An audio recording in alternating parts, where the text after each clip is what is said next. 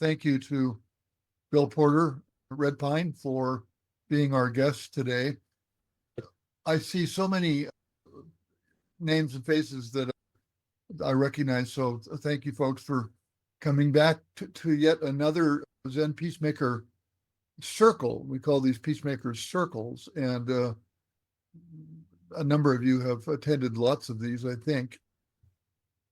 We really try to mix up the topics. Zen Peacemakers focuses on a lot of different areas around engaged action, social action based in contemplation. This could be war and peace. This could be refugees. It could be gender politics or dynamics, pure dharma, the arts, any number of things, end of life, any number of things like that. So we're just blessed to have Red Pine here with us today. So I'm going to do just a very brief introduction.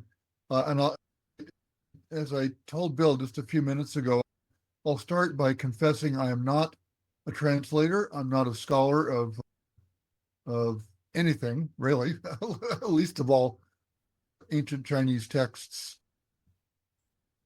Buddhist, Taoist, poetry, whatever.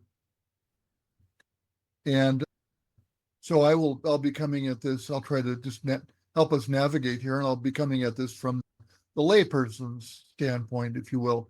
But I think Bill's life and work are rich and interesting enough that there's going to be something here for everybody, and I'll try to steer our conversation so that we get a bit of variety. We've got 90 minutes, and we've got quite a group now here too. We're approaching 100 people. But I will make time for you to ask your questions. So if you've got something that you came with already, hold on to that in your pocket. And if something comes up as Bill's talking, we'll welcome that too. Bill Porter's been at this a long time. If I'm counting correctly, Bill, you've got something like 26 titles that have been published in that neighborhood. And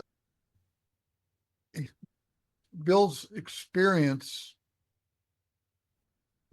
as a Zen Buddhist practitioner in Taiwan, as a scholar and translator, and as a traveler is extensive and extraordinary. It's a life richly lived, it looks like to me. Bill lived in China for 22 years, from 1972 to 1993, something like that. Taiwan, not China. Yeah. And brings that experience with us. But maybe if I could, Bill, and I don't know if you get tired of answering this question, but not everybody's going to be familiar. Your early life includes an aspect of your history with your dad that's quite interesting. It's not an experience that most of us had. And I don't know if you could say, if you'd be willing to talk about that, I don't know if you could say that experience influenced you and influenced how you turned out or not. But maybe if you could talk a little bit about the bank robbery. Oh, well, I didn't know anything about that. I didn't learn that my father he and his cousins had formed a gang when he was 17. He grew up on a cotton farm outside of Little Rock, and he and his cousins didn't want to pick cotton. It's apparently a very painful process. The little spines of the cotton, that thing that contains the cotton. Anyway, yeah, so they started robbing banks, and at some point, while they were robbing banks, I don't know where he was, but he even flew down to. And I learned this later after he died, of course. His sisters told me this. He says, "Oh, it's something about your dad you need to know. You should know." And I guess there was something strange about his background. Anyway, at one point he even flew back down to Texas to get married, and then flew right back to keep robbing banks. And anyway, they all got busted. Well, they all got killed except my father and the getaway driver in Detroit. He went to prison for a 20-year sentence. And the guy the director, Ward Serrell, who directed this film, did a lot of research. I found stuff I didn't even know, but he was the warden's personal driver while he was in the slammer. And he managed to get out after 6 years. And his mother and his sisters, the mother sold the cotton farm and moved up to Detroit to be close to him and see him during visiting hours. And after he got out, everybody, he and his two sisters shared the proceeds from the cotton farm. So he got 1/3 of the money. He went down to see his cousin Neil down in El Paso, who's the getaway driver. And Neil was working in a hotel. And my father liked to see how hotels worked, and he took out a lease on a hotel. And that would have been about, I think, 31, maybe, something like that, 31, 32, 1931. Anyway, when I was born in 1943, he had a chain of 52 hotels, and he had moved from Texas to LA. And he had met this woman. American Airlines started flying, their first route was Dallas to LA. And my mother was one of the first 6 stewardesses they hired. Oh, wonderful. And in those days, to be a stewardess, you had to, they choose nice, good-looking women, but you had to be a registered nurse. And that's where my parents met on these periodic flights that my dad would take to LA, and eventually they moved there. My mom told me that she flew DC-3s, that the plane that the Army used a lot in the Second World War, right, for personnel transport. She said about once a week they would land somewhere other than the airport because they had to fly around weather. They had no radar, so they'd have to fly around weather. They're always running out of gas. And then the stewardesses had to take turns hitchhiking into town to get gas. Anyway, so that was I knew about my mother's background. I didn't know my father's. My mother grew up in a Upper Peninsula of Michigan, and my father in Arkansas. Anyway, that's how you get born into a family, and it is what it is. Yeah. And we had this big mansion-like house in Sherman Oaks, California, next to Van Nuys and Burbank. And my father just went away to work every day. I always thought he was going to get arrested because I knew he must be counterfeiting money because he didn't really do anything, and yet he got all this money. But that never happened. He never got arrested for that.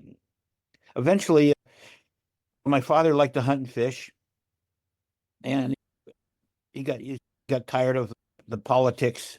He was active in the Democratic Party in California. And they sent me to boarding school. When people have money, there's too much to do with the money, and the kids get in the way. So they sent me and my brother and sister to boarding school, and I went to this military school. And in the 4th grade, I went to a boarding school. It's called Black Fox Military Institute. It's on Melrose, and it was really I would say it was traumatic. It was traumatic in terms of the feeling of being abandoned. But I'd already started seeking solitude at home because my father drank a lot. And my father would beat my mother about twice a year, I would imagine, something like that. I tended to hide. The sofa, the big living room sofa, was a great place because it was angled, so I had a lot of room behind it. And anyway, boarding school wasn't it was only a good experience in terms of learning. It was boarding schools tend to be. For my first year there, every Friday, Marilyn Monroe and Joe DiMaggio would show up to pick up Joe Jr. They happened to be married that year. Anyway, there were all these celebrities, Hollywood. My roommate his father was the mayor of Tijuana. We shared a bathroom with the sons of the presidents of Mexico and Costa Rica. So there was a lot of dictators' kids and movie stars. Anyway, when I was about 11 or 12, my dad moved up to Idaho to hunt and fish, and he bought Bing Crosby's summer house in Hayden Lake, Idaho, about 8 miles north of Coeur d'Alene. And that's really where I developed an affinity for the outdoors. I'd never had been in the outdoors before. And suddenly I could just walk a couple hundred yards and I'd be in wilderness. Anyway, I really liked Idaho growing up there. But I still had to go to boarding school in California. But eventually me and my brother and sister used to talk to our mother all the time about getting a divorce. And we didn't know why she was putting up with it. And she finally decided to. And so my parents got divorced. But the thing about it is a divorce is really simple. But my father had properties in 11 different states. It took 14 years for the divorce settlement, the property settlement, to be worked out. So by that time, my father was broke. And so I felt really sad for him. But I felt relieved for myself because, God, it was a terrible thing. Having to go into the world that he was in. And he was into politics, too, in a big way. He had Bobby Kennedy and Frank Church were close friends, or not friends so much as people he would talk to. Phone a lot. One time when I was at Black Fox once, in fact, I think it was around the 5th grade, I was crying one day, and I wanted to see my father. And all I knew, and I went to the office and they tried to contact my father. I said, all I know is he's out hunting with the governor. And so they had to call the offices of the governor, Pat Brown up in California, and some guy in Arizona. And finally they found my father out hunting with Vale Pittman, governor of Nevada at the time. So he was very active with the leaders of the Democratic Party. We'd get all these people would come over to our house in LA and in Idaho. And it was, I would say it was really important for my development, seeing how shallow and fake people were as soon as money or power were involved. There were no more real, once those elements were part of a gathering, you didn't see real people. Our maids, gardeners, and those are the only real people I knew as a child. But one really important real person I met was this man my father hired when we got up to Idaho. He hired him to organize all his hunting and fishing trips. That was a man named George Williams, because he taught me. I was a kid, I was 12, 13, and so he taught me how to hunt and fish and play cribbage, things like that. But he was a really influence on me because I'd never been close to somebody who was honest and sincere, and they were who they weren't trying. They weren't interested in anything other than just being who they were. And of course, and that was also during that period we could all. One time I asked we always hunted and fished only on private land. We never, ever set foot on public land. And I asked my mother about that one day, and she said, if we run into a game warden, George is going to have to kill him. Because George was wanted for murder in Montana and Wyoming. and which is where pretty much all the good hunting and fishing was anyway. And my father was head of the Democratic Party in Idaho.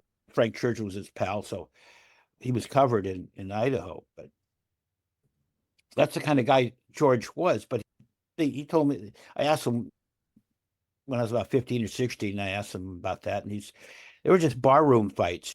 They weren't murders so much as they were homicides. He didn't plan to kill anybody, but he was a stand-up guy, and he was the only person who tried to have a relationship with me as a child, who treated me as something more than a child. So I think that pretty much wraps up.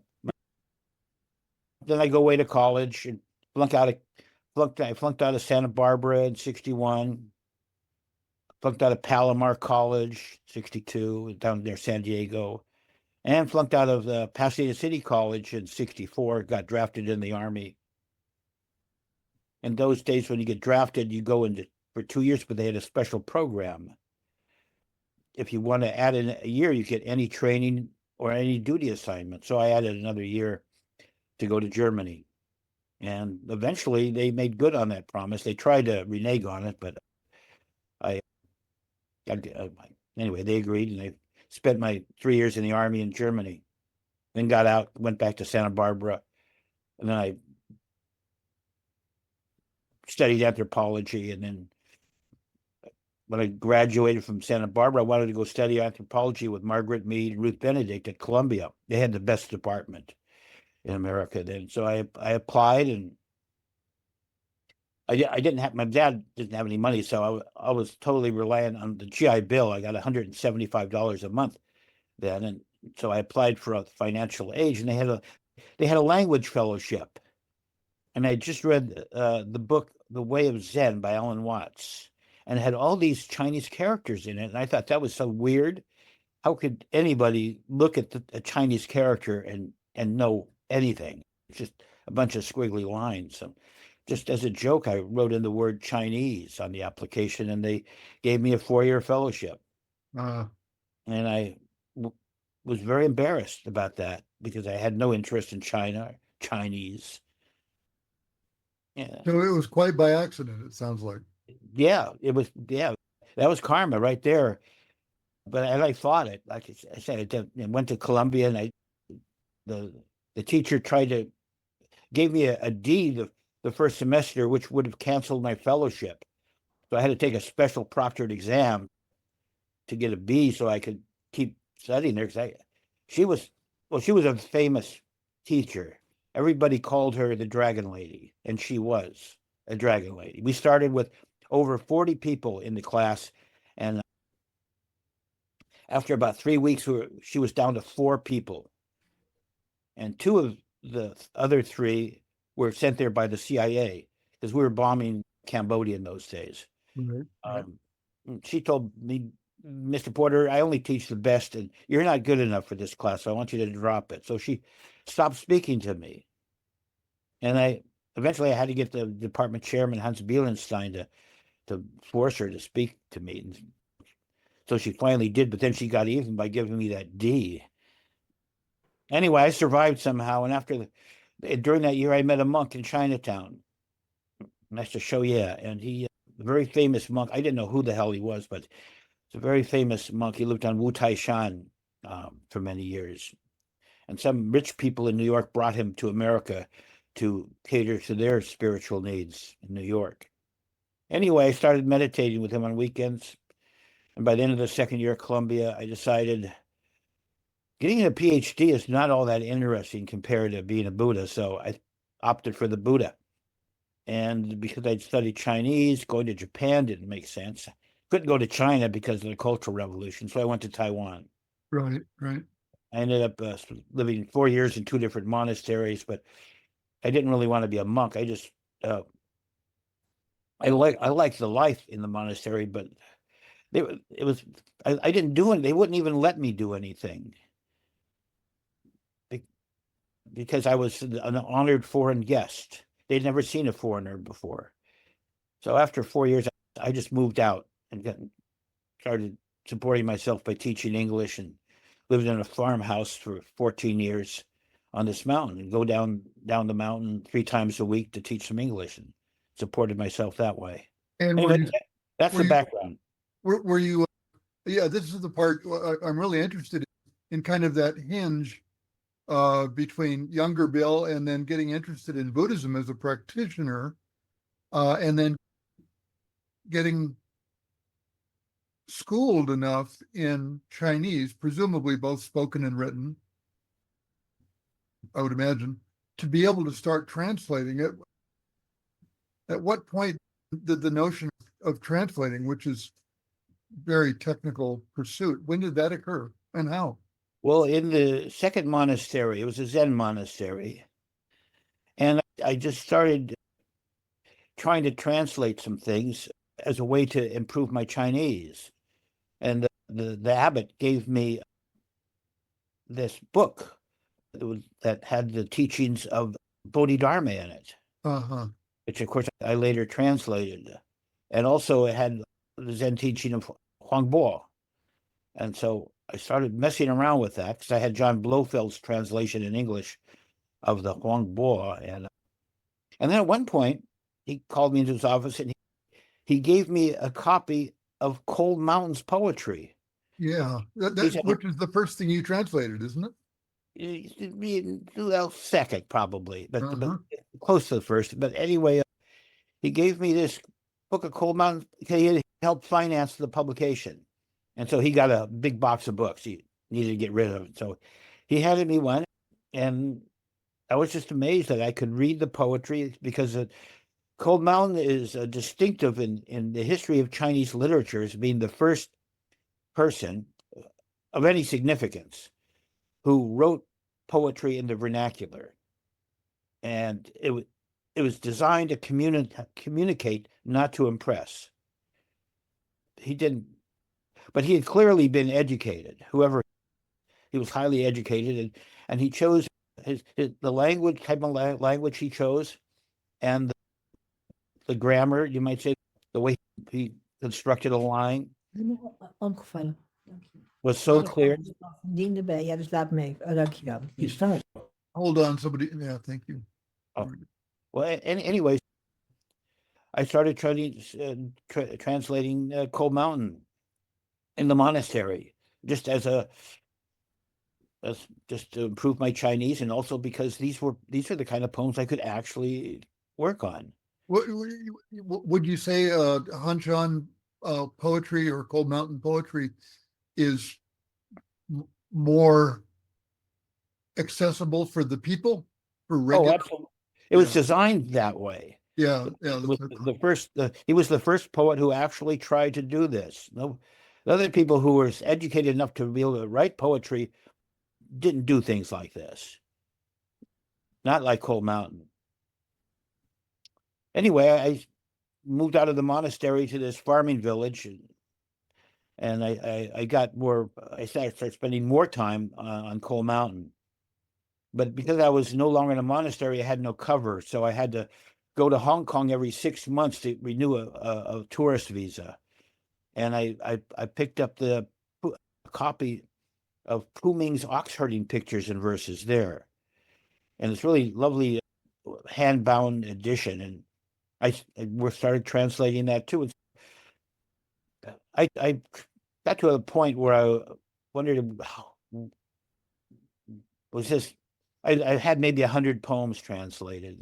He wrote over 300, so I didn't know really what to do. But I was helping an Australian fellow in Taiwan translate a martial arts text, the I Ching form of Qigong. And one day when he was up to pick up the part of the translation, he saw all these books on my shelf by John Blofeld. And he said, well, if you're looking for a publisher, why don't you ask Blofeld? So I did. I sent a letter to the publisher. I didn't know you could write to a writer, that was even possible. It's like they lived in a world beyond. So I did that. I sent a letter, and then about a month later, I get a letter from him. Turns out he's not in London. His publisher was in London, but he's living in Bangkok. And he sent me a letter and said, hey, send me your first 10 translations, and I did. A couple weeks later, I got them back covered with his notes. Some of the notes in English, some in Chinese. He said, send me another 10. And for the next year, that's what we did. I would send him translations. And so finally I got all the translations done. And I sent them off to a couple publishers. Like I still kept this letter of rejection from Shambhala just because it was so beautifully written. One of these days I want to give it to Sam Burkholz because he's still alive and he'd appreciate it. He said, well, there's no market for this kind of stuff. I also got turned down by Tuttle and Weatherhill. And one day an American just came up the mountain where I lived. And in those days, there were very few foreigners, Westerners, who were not engaged in the Vietnam War. And so there were usually, once you arrived in Taiwan, you'd find out pretty fast who's doing what. Yeah. Like somebody's there to study art or Qigong or painting or whatever. So he came up and said, I hear you're working on Cold Mountain. Do you need a publisher? And I said, duh. That's what I've been looking for. Yeah. Yeah. And he had friends in Port Townsend with Copper Canyon Press that published Cold Mountain, and also the ox herding book. He had some other friends. He had a small press called Empty Bowl that published my Empty Bowl book a few months before the Cold Mountain book. Anyway, that's how I got in the racket. And once you start traveling to translating, the one thing I learned from Mike, I had a hard time pulling it off, but I have to thank him for the one lesson I've learned, and I would tell that anyone, it's the most important thing. If you're translating poetry, the only rule is you have to make a poem. You can't hide behind the fact that, well, it's literal or it's accurate. Those are jokes. If you don't make a poem, you haven't honored the poet. Even if your poem is totally bizarre, as long as it's a poem, at least you tried. But anyway, so my first efforts were not that great, but they got me hooked in this idea of translations. I didn't know what the hell it was. I tried all kinds of tricks, like, well, a Chinese line is five or seven syllables. I'll do my lines 5 or 7 syllables, which was really hard, almost impossible. And then I would do sort of literal things. And I tried to make it Chinesey, sound Chinesey. I went down every dead end you could imagine in the effort to try to figure out how to write. I don't write poetry. I'm not a poet. I don't write poetry. I don't have the inspiration that a poet would have. Yeah. And that's why when people later, there was a college in Boston called Simmons that had the first international conference on Chinese poetry ever held in America. I think it was in 2002, something like around the year 2002. And they asked me to write something about how I translate. And that's when I realized the way I translate is I approach it like a dancer. Wonderful. Yeah. I would never get on the dance floor by myself. I don't have a poem in me. But if I see somebody dancing, I want to dance with them. Well, Bill, let me ask you a little bit deeper about this, and I don't want to lose anybody with this question, and I'll try to keep the question brief, but it's something I've thought about a lot. I speak a little Chinese. I can read about 12 characters. I'm not even really qualified here, but I know enough about that language, and I'm sure everybody here knows, so I don't want to state the obvious. It's pictographic, it's character based. These are the Chinese Hanzi, and when it compared to other languages, there are a number of parts of speech that are not there, like articles and genders and a number of things like that. So I wanted to ask you, these are not letters. There's a funny, I don't know if you've read Peter Hess' Oracle Bones about the old characters. It's Bill, I highly recommend it. It's a beautiful piece of writing, but he's talking about the Chinese language, and there's a translator in Beijing, and some American is communicating, wanting to get the characters for the letters for his name. and he doesn't understand that we just don't do that. These are pictographs of concepts, really, or of whatever. So I'm wondering, when you translate, it would seem like, compared to translating from German or Italian or whatever, that there's a tremendous amount of latitude in how you interpret that because of the structure of the grammar. Now there are tens of thousands of Hansa or characters, and I understand adjacency and sequence and order and things like that go to meaning as well. But can you talk about that a little bit? How do you how does this work? Well, it's true. The latitude is what's attractive about Chinese. You're right. There are no articles. The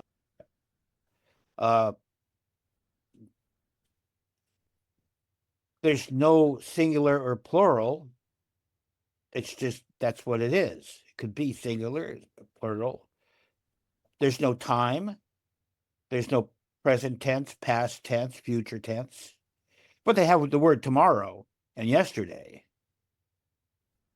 But in a line of poetry, you can do pretty much anything you want in terms of word order. And usually in spoken Chinese nowadays, they usually keep a pretty subject, verb, object line going. But in poetry, that's not necessarily the case. Also, many of the characters can be almost any kind of speech, any poem. There is could be a character could be a noun or being used as a verb, or it's an adjective.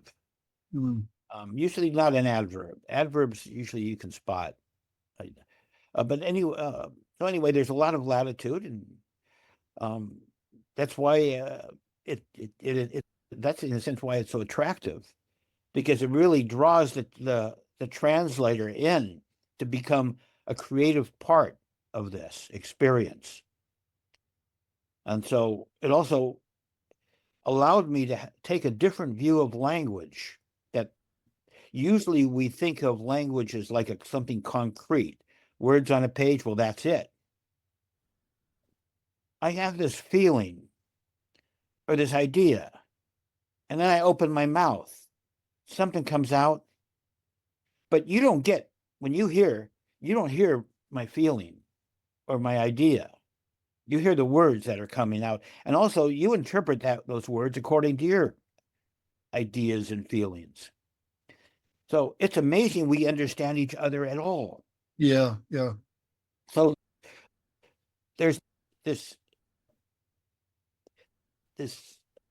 opportunity as a translator to go beyond the words, to see the words as the beginning, as evidence that there's a poem somewhere. And the first definition of poetry by a Chinese poet around the 3rd century, 在心为知，法言为实. Poetry is words from the heart. When words are coming from the heart, that's poetry.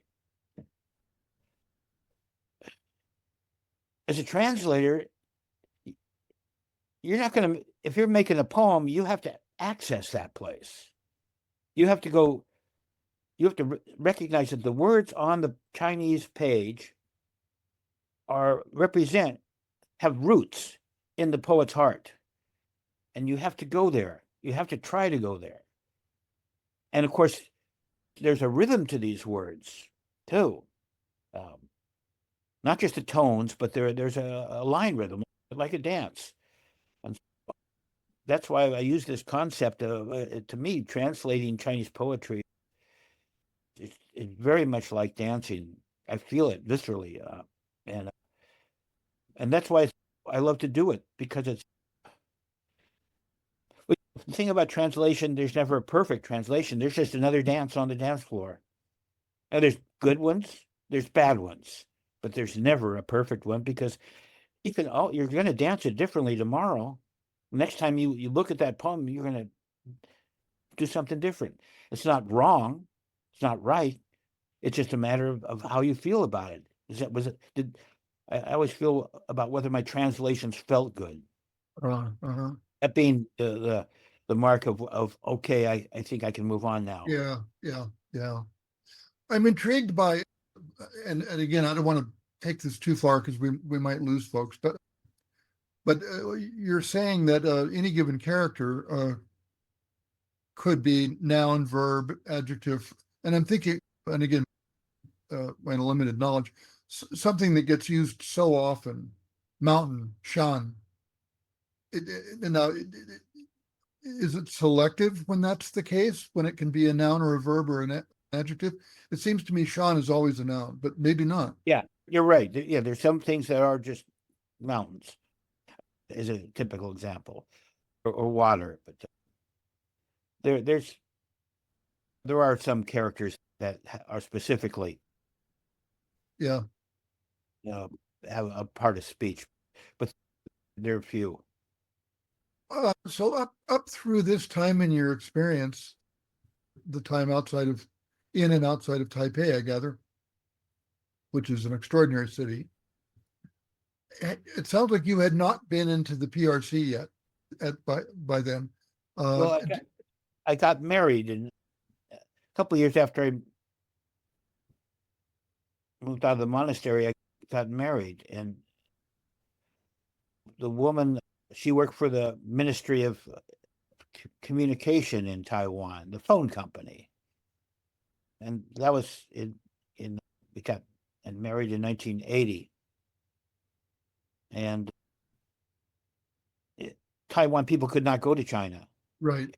If they found out you went there, you could lose your job. You almost certainly would lose your job. And Now, even if a spouse went. So could you go to China? physically, yes. Legally, yes. But the politics of me going to China, I have friends who would go to China, and then their wife, somebody they knew, their spouse, their Chinese spouse would lose their job or be downgraded. It was a bad thing for a Westerner to go to China and then be in Taiwan. The government would track that. So it had more to do with Taiwan politics than it did with. Oh, China was totally open. Did it get easier after 1978 and in 87, the Taiwan government said, okay, now you can go. I see, yeah. So that's why I didn't go until 89. That's when I made my first trip, and that was because I published Cold Mountain and Stonehouse, and I wanted to know if people like that really existed. So did you go to Hanshan? Well, yeah. Yeah. And this is personal, just a real quick question. I visited Hanshan Temple In Suzhou. Outside of Suzhou. Is that the same place? No, that's just there just happened to be a hill near that temple called Cold Mountain, and they named the temple after that. But they liked the idea that Hanshan lived there, even though he never did, because he was on the lam from the law. That's why Cold Mountain is the only poet I know of in the history of China whose real name we do not know. Oh. You always know the name of a poet, but we don't know his name. And there clearly was a reason for it. He was on the lam. He only used that name. That's the only name we know for him. But anyway, I went to China to find hermits, not knowing where the hell I'm going to find a hermit. And so I went all kinds of different places. And Old Mountains Cave would not be a good place to find a hermit. But there were a couple of nuns living. But things have changed. See, his cave was a huge cavern, but it was in the rice paddy area, so it wasn't in the mountains. It was a very large stone massif with a cavern. And again, this was outside of Suzhou, right? No, this is south of Shanghai, about 150 miles. Oh, okay. And maybe 200 miles. So yeah, There was no big town around there. Right, right. But anyway, and it was not the type of place where you find many hermits. You see, the thing about the hermit tradition is that it's an ancient tradition. It goes back to the shamanic days.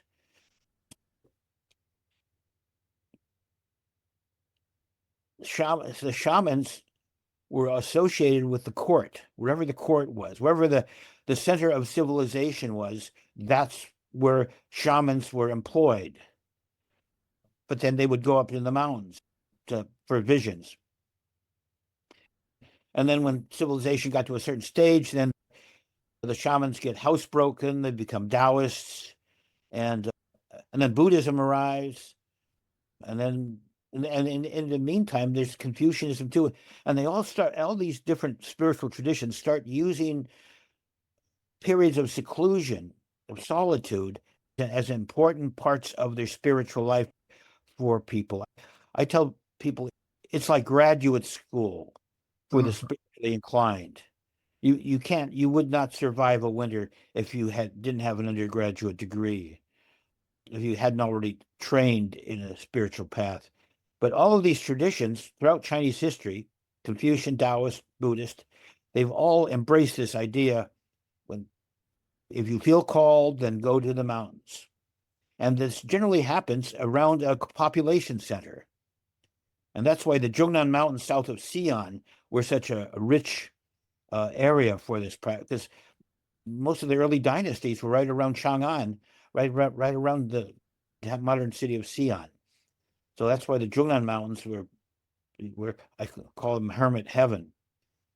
Lots of hermits there, but you do find them other places in China, but I'd say hermits are on about fewer than 1% of the mountains in China. I see, yeah. And about I'd say at least 60% of them are women. Taoists, maybe 25%, Buddhists, 75%. And again, women more than men, because it's easier for a daughter to get the permission of her parents to follow a spiritual path. Mm-hmm. Sons tend to be required to take care of their parents. I think I read that you made a point of visiting a lot of temples. I've only been to a handful or two. Notably for me, Lingyan on Shihu in Hangzhou was a very impressive place to visit. I've been there 2 or 3 times. And then my Chinese friend and I went looking for Jiaozhou's place, Zhoshu, Bailin's in Shijiazhuang, I think, Yeah. Yeah. Maybe say a little bit about some of the temples that impressed you, or how it felt to be in those places.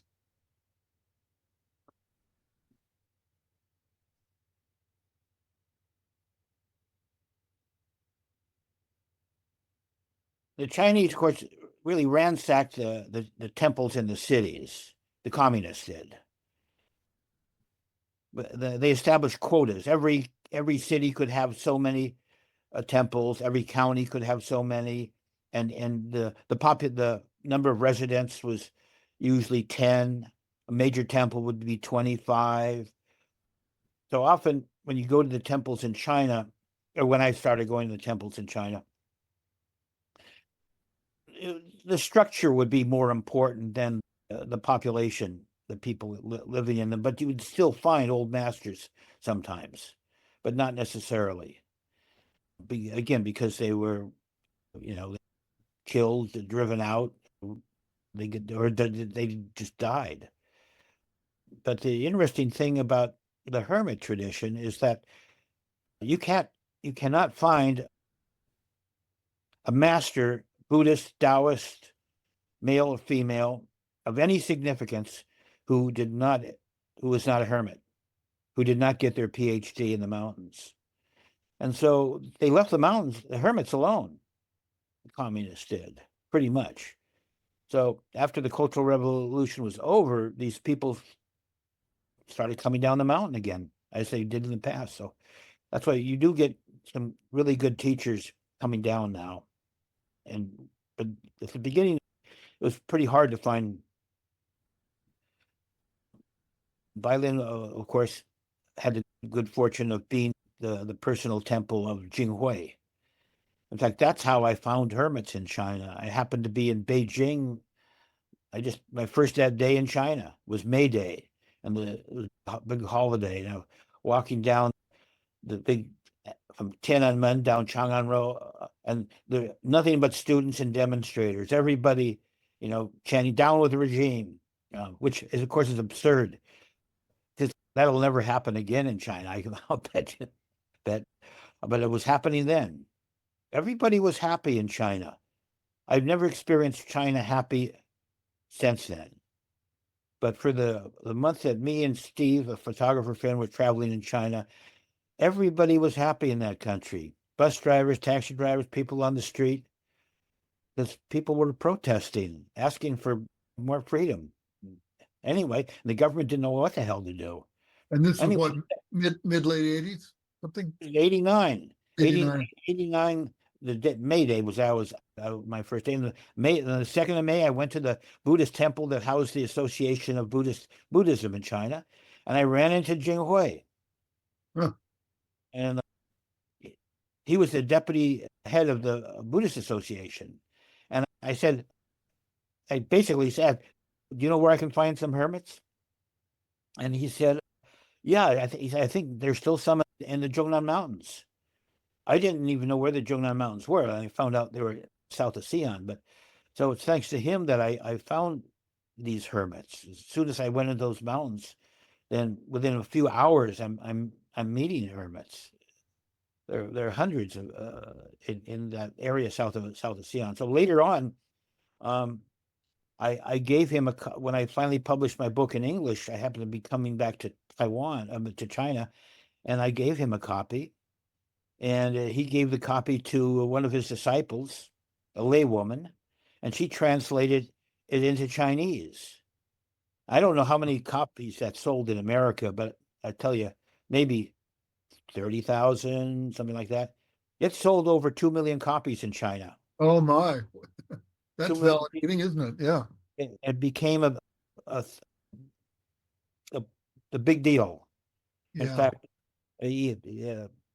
Because and there was also a negative side to it, because the authorities and even parents would say, this guy's encouraging our children to go into the mountains and stop going to school and just go become hermits and stuff, which of course I wasn't trying to do. And I always tell people when I'm giving talks in China that this is a PhD program.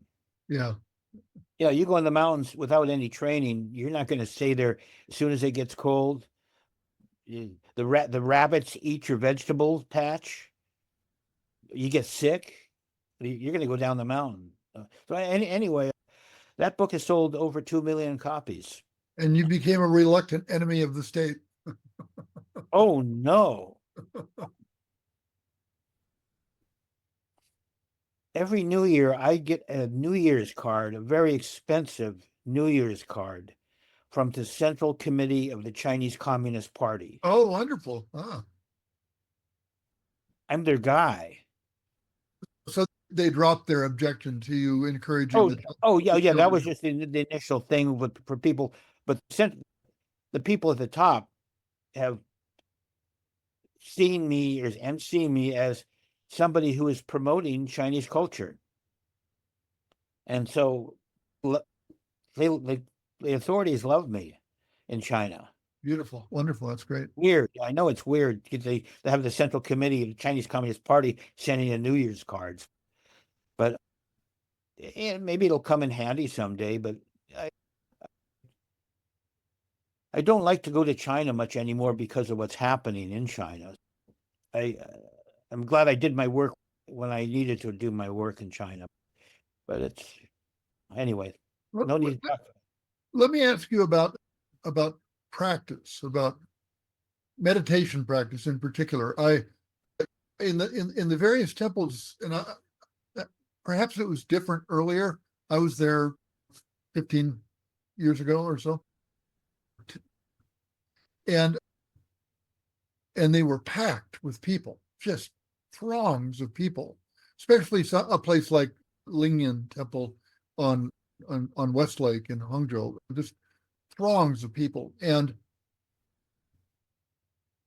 I asked my Chinese friend, do people do meditation? And she said, no, not really. That And would be true. but they had huge bundles of incense, and I asked my friend, I said, what's their mental attitude? What are they doing here? And she said, well, if things are going well, they're appreciative of that and they're grateful. If things are not going well, they're praying that they go well. And she said, you have an expression in English, they're hedging their bets, which I found Well, charming. yeah, that person told you the truth. That's exactly what's going on. But Behind that was that I don't know what effect my books had on it, but it may have been partly, but it was just maybe the times were right. right. Around 10 years ago, that changed. And now there's meditation going on all over the place and meditation retreats. And it's even hard to get into a meditation retreat. There's so many people who want to go on them. So things have changed in the last 10 years in China. Oh, wonderful. Young people, educated people who are whereas in the past, you go to a Zen monastery, everybody's like 60 years old. But now you get it's mostly young people going to monasteries, practicing meditation, especially women. Again, it's because parents don't want to let their sons go become a Buddhist or meditate. Yeah. The meditation, the Zen monasteries are very active. Yeah. Even Pure Land Buddhists are beginning to practice some meditation, which traditionally they just limit themselves to chanting, prostrations and chanting. But now the Pure Land people are starting to do that too. Anyway, meditation is alive and well in China, but the state is ever vigilant. Right. I had friends who, some Zen Buddhists, who opened up a tea shop in Beijing, and they were forced to close because they were a couple of days a week. People would talk about Buddhism. They didn't like that. If you talk about religion, it has to be inside a monastery wall. Yeah. And you can do that, but you can't in public talk about religion. I want to take a different turn here, and I also want to make sure we leave time for others to ask questions. But I'm really intrigued. I think I read that you did, let's call it a road trip or a trip that is something that I managed to not be able to do when I was there, but it was a dream always, traveling the Silk Road from Xi'an to Islamabad. Yeah. And I'm so intrigued by that and by all that history and the flow of ideas and inspiration and creativity and of course goods back and forth. Can you talk a little bit about that? Well, after I lived in Taiwan 20 years, my wife and I decided it was time to bring the kids we have a son and a daughter to America so they could learn English, because we couldn't afford to send them to the English speaking schools in Taiwan. I had to go get some money. And so Hong Kong was the place where you got money in those days. So from 91 to 93, well, I worked at a radio station, the first private English language radio station in Hong Kong. And they hired me to do features. I was supposed to do a 2-minute feature every day in English. And so I came up with this idea while just before they were starting to work. I had a couple of months leeway. So I came up with this idea to do these travel programs. I went to the mouth of the Yellow River and I traveled to the source, and I wrote 240 programs, recorded them, mixed in music, broadcast them one a day in Hong Kong. And next year I went on the Silk Road all the way to Islamabad. This was to do this radio program, this 2-minute radio program. I just gather material while I'm traveling, go back to Hong Kong and write a script and then record it. And when I visited 240 program, there was 280 about the Silk Road, 240 about the hill tribes down southwest, and another 240 about the Yangtze watershed, the great cultural heart of China. Before the dam? Actually, yeah, before the dam. So anyway, I was able to do these travel programs, which allowed me to design trips based upon my own interests, and then widen and deepen that what I knew by visiting places. And I got into this habit so that ever since then, whenever I translate the poems or the works of somebody, I go to where they lived. I visit their graves. I visit the mountains they lived on, look at the rivers that they traveled, and to get a sense for the situation that they saw every day, which has really helped my ability to translate. I know where things are located when they're speaking or writing a poem. But yeah, I benefited greatly, and I made enough money so I could come back here to America and put a down payment on a house here, the house I'm living in right now, back in Great. 1993. I've been here ever since. Yeah, maybe it's a good time to have some questions. Yeah, let's do. Let me go to there are still over 100 of us here.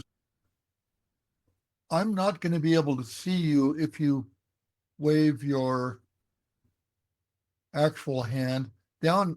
Most everyone knows down under React, there's an electronic hand, and Rob Wall has got the jump on that already. If you can use your electronic hand, because I think I've got more than a few screens of people and I can't see everybody. So Rob, if you want to go ahead and unmute and great. Thank you. Thanks, Rob. Thank you. Yeah. Bill, it's good to meet you and hear your story. David Abrams wrote a beautiful book called The Spell of the Sensuous. In that book, he goes back to beyond the alphabet to pictographic language. And it's from him that I learned that the marks on the page refer to the landscape of the original landscape, the power of the landscape itself.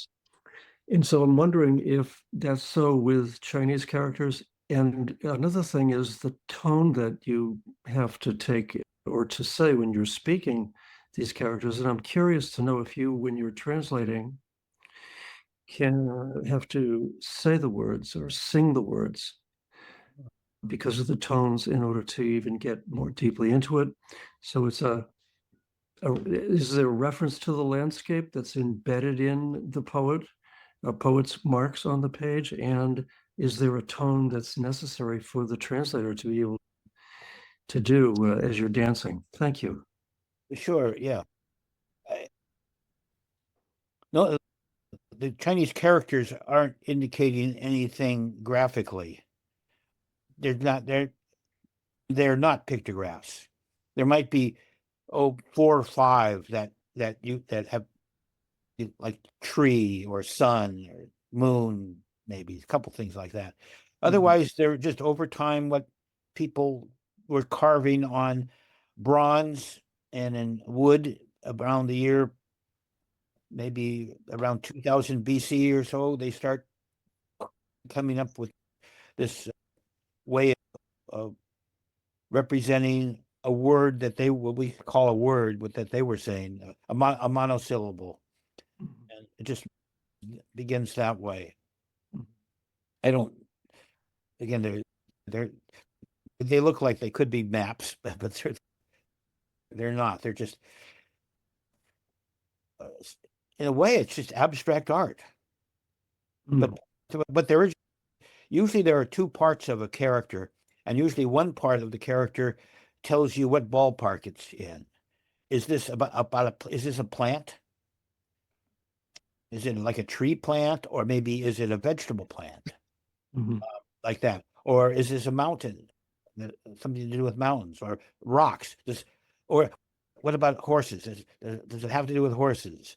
And there's over 200 of these radicals, they call them, that'll identify the character. As soon as you see the character, you know what radical it is, and that gets you in there. And then the other part of the character is usually the phonetic. It indicates the way you pronounced that character. Mm-hmm. And so usually when I see a character I've never seen before, I can pronounce it. But as far as tones go, the Chinese is a tonal language, and the modern, what do you call it? Mandarin is a recent version of the spoken language. Mm-hmm. It became the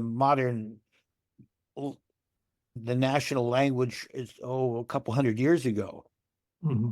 But the dialects in China are so far apart that they are essentially different languages.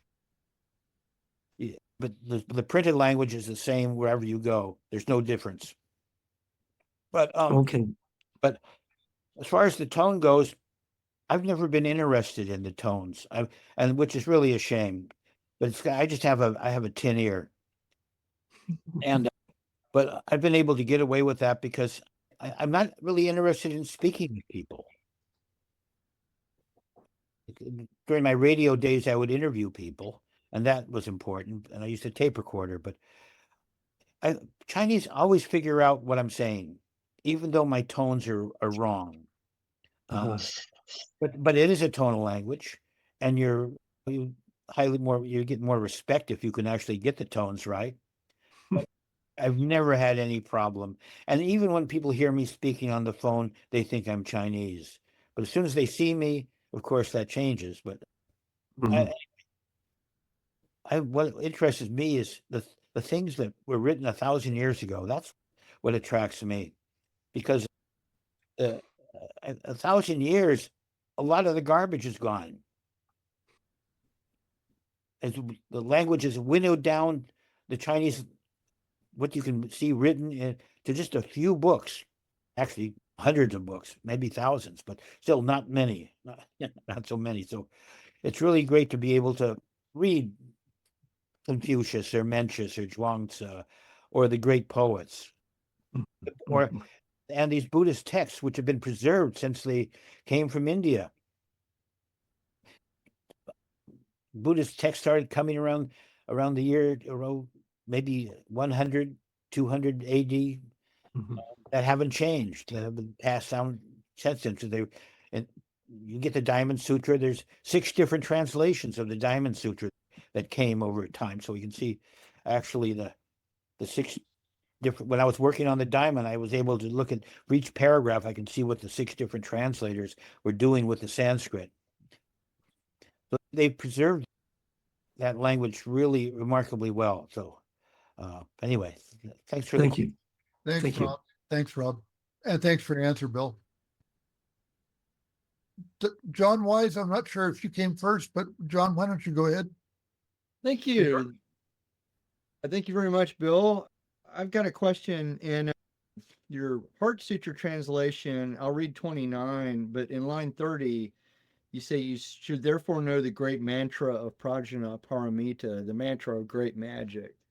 But then in Zen Roots, when you translate that, you say the great mantra of prajna paramita, but you say the Mahavidya, which I guess is the Sanskrit mantra, and there's a footnote, means great esoteric knowledge awareness. It also refers to incantations associated with certain goddesses.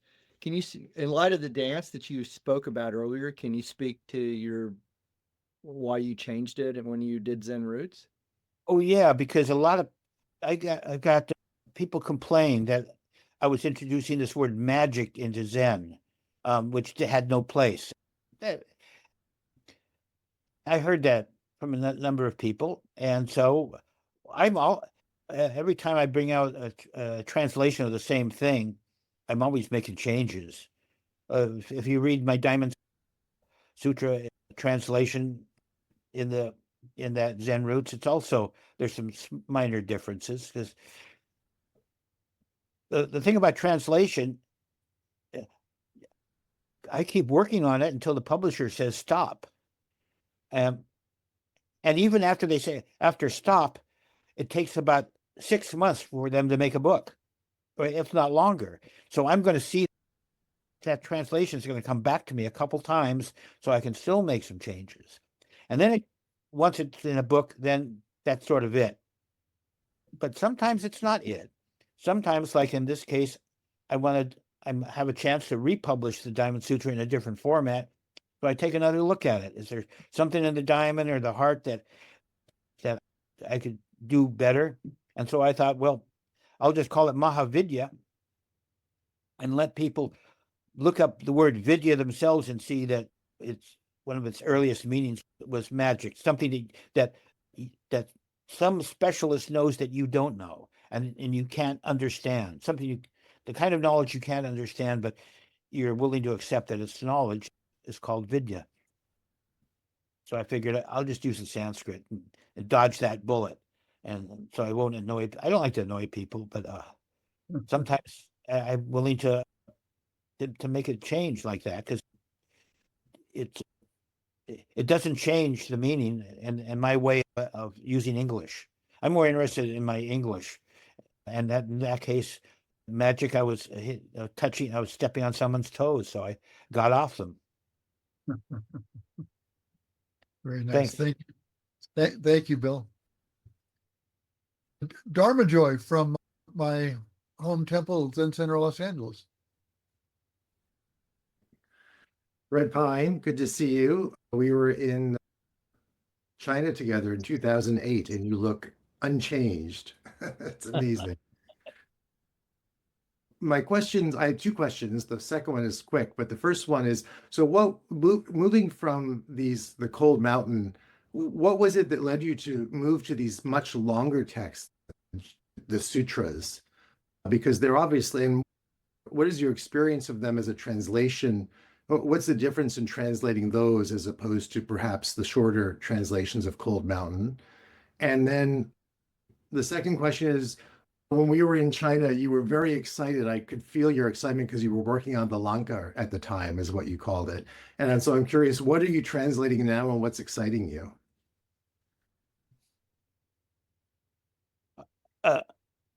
It's when I was living in the monastery, one of the Chinese books I only had like 4 or 5 Chinese books.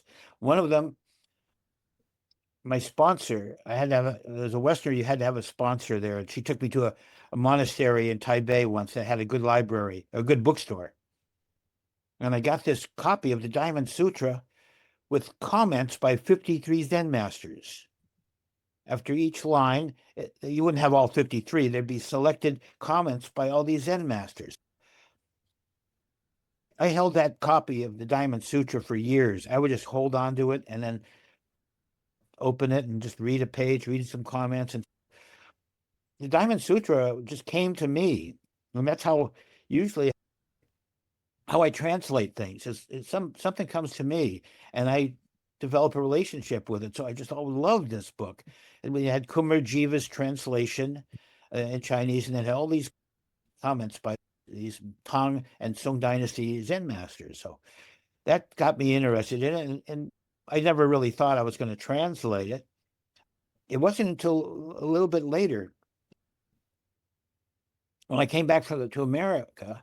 Well, by then I bought more books from Taiwan, and I had this one book that I bought.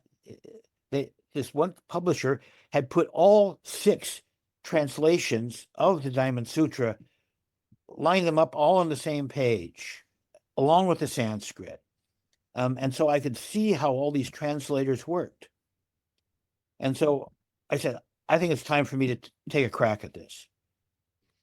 And so that's what I did. I would see how the different translators worked, and I would choose among them, you might say. But by the time I got to the end of it, I still didn't understand the diamond. Even when I was at the monastery, people would say, "Oh, it's about emptiness." And well, but where? I like it. But anyway, when I did a composite translation of all 6, based on all 6, I was still hopelessly lost in terms of really understanding the diamond. There was something about it. There's several things about it that I just didn't get. And then it was about, I happened to go back to Taiwan just on a visit, and the disciples of Master In Shun. And In Shun was the most famous monk in Taiwan at the time. In fact, he was about 100 years old at the time. They wanted me to translate something of the master. When I was in their office, I looked at the set of books, and it was a 5-set copy of written by a Taiwanese nun in Chinese of a grammatical analysis of the Sanskrit phrase by phrase. And I said, "Oh boy!" And she only printed 250 copies of this set, and it took me 2 days to track down one. I got that thing, started looking at it, and I said, "I got it. I see what to do now." And so I was able to understand what the Sanskrit was saying in order to translate it, and which I hadn't been able to do before. No, I didn't know what the diamond was about. Again, it turns out it's not about emptiness. But everybody was telling me it is. It's about the Buddha's body, about the body that a Buddha attains through cultivation. That's why. And the interesting thing, I also later published another thing called A Day in the Life, because the Diamond Sutra is the 9th. There's 16 Prajnaparamita texts that the monk Xuanzang brought back from India, 16 of them. And just before he died, he finished translating all 16. The number 9 is the Diamond Sutra. Number 8 is something else. I call it the Empty Bowl Sutra. And it's the only sutra, it's the same length as the Diamond Sutra, and it ends with the exact same poem. And in the Diamond Sutra, the Buddha comes back from begging, sits down, and his disciple asks him, "Thank you for your teaching. How can we do this?" Well, in the Empty Bowl Sutra, Manjushri goes into town to beg for food, and it's all about emptiness, about the emptiness of your begging bowl, about the emptiness of going in, the idea of begging. And the whole sutra is about emptiness and ends with that exact same poem. But the diamond is the flip side of that coin. It's about once you understand the teaching of emptiness, then you come back. Now what do you do? And what you do at the beginning of the Diamond Sutra is you vow to liberate all beings. That's what you do when you understand everything is empty. And that's why as soon as the Buddha tells the Buddha, you vow to liberate all beings without being attached, of course, to that. And then he says, "Do you see me now?" And that was the weirdest question. And for years, I had no idea what that was about. Do you see me now? And so then it became clear that the diamond was about the manifestation of the bodhisattva. And it is, because the vow to liberate all beings is the first step. And later on in the diamond, because the diamond's short, it's a summary, the 8th step of the realization, before Buddha's realization, before Dipankara, bodhisattva, Buddha, of the non-arising of anything, that nothing is born, which is the final step on the bodhisattva path. So the diamond just about the bodhisattva path, from the moment you vow to liberate all beings to the moment you understand there's nothing here.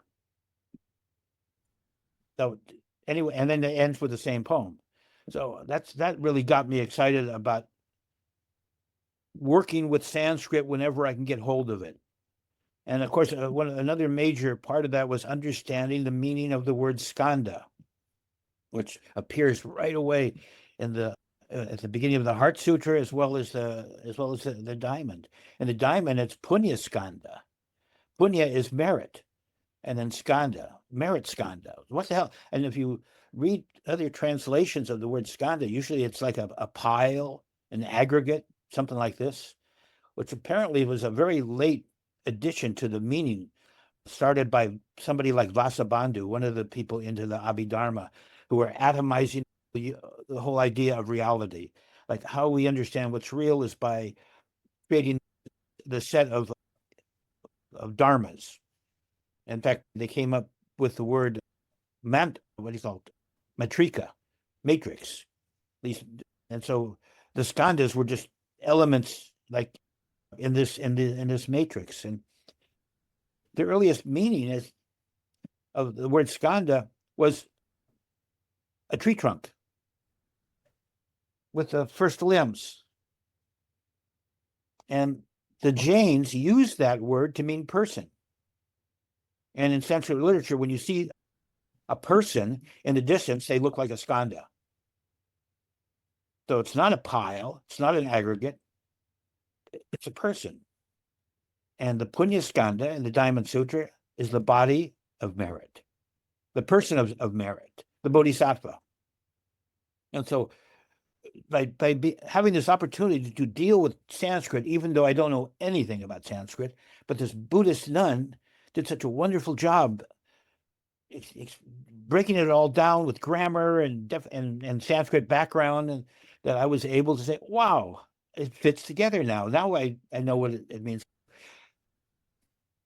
That was the first question you asked. It was a real joy to do that. And I did the same thing with the heart, because the heart is so simple, I could get away with the Sanskrit there on my own. But it's a different approach. It's not dancing. In fact, I when I'm translating a Buddhist text, I rely on my meditation every day. In fact, that is my meditation.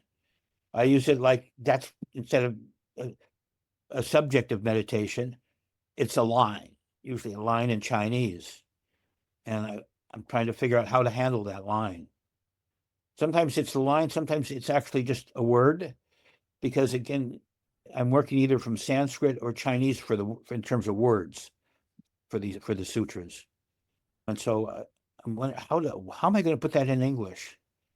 So anyway, that's how it's definitely not dancing. It's meditating, I guess, is the best way to say it. And to that, I work on Buddhist texts. But I love to dance and I love to meditate. So I'm always translating something. Lately, I've been doing poetry, because I've translated the sutras. Oh, incidentally, for the Lanka, for example, to show you how this works with words, I had finished rough draft of the translation, and Jack Shoemaker, the publisher at Counterpoint, wanted the manuscript in like 2 months, two months or so, and there were things about Sri Lanka that just weren't quite right. And I got this phone call from William Merwin.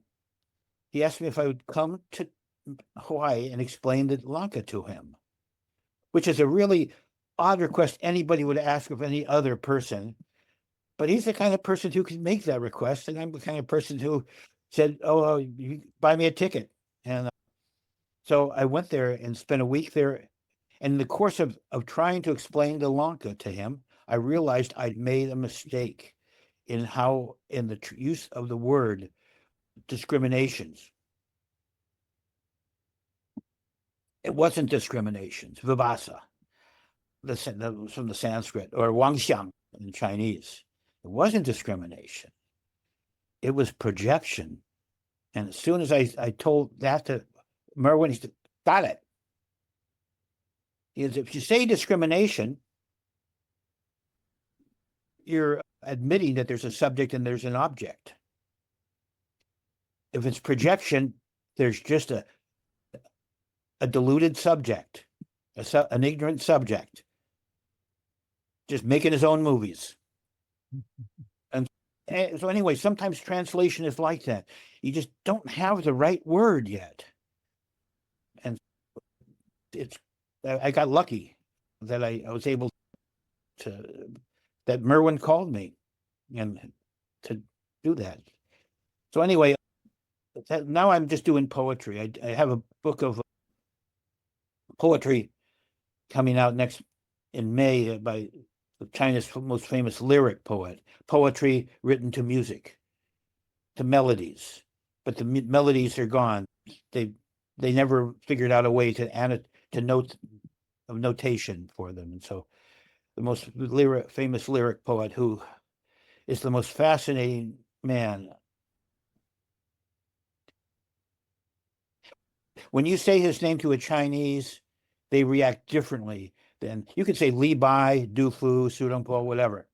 You say Xin Chi Ji and watch how they react. They go, ah, Xin Chi Ji, ah. Xin Chi Ji was the dude of poetry in China. He killed so many people. He would cut off their heads and bring it back for the emperor.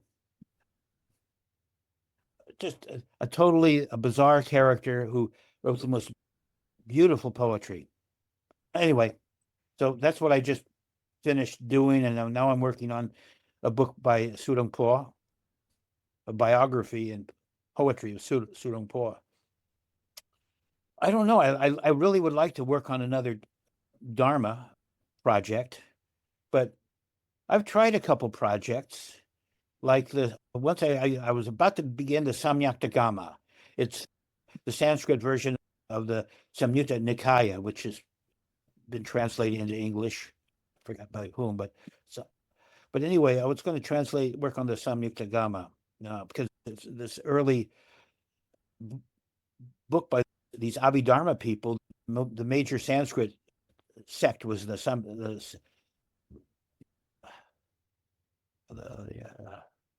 God, I forgot their name.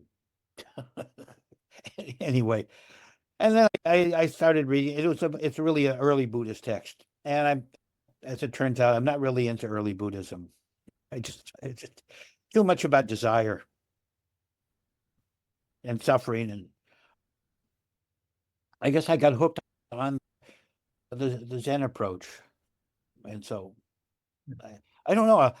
I might do something soon because I've been doing poets the last 3 books, and I think it's time for some Dharma, but I just don't know what. Anyway, thank you for the questions. Thanks for that, Bill. That really takes us down into your process in a really intimate way. I appreciate that. We're just about out of time. We've got 2 people with their hands up. I'm not sure we're going to be able to take both. Justin, you want to go ahead and unmute and if you can keep your question short? Yeah, I'll try. I want to dovetail. You were talking about the lyrical poets, and I want to challenge your assertion about your ear, because you, in Dancing with the Dead, really brought the poetry to life when you were reciting it at the end.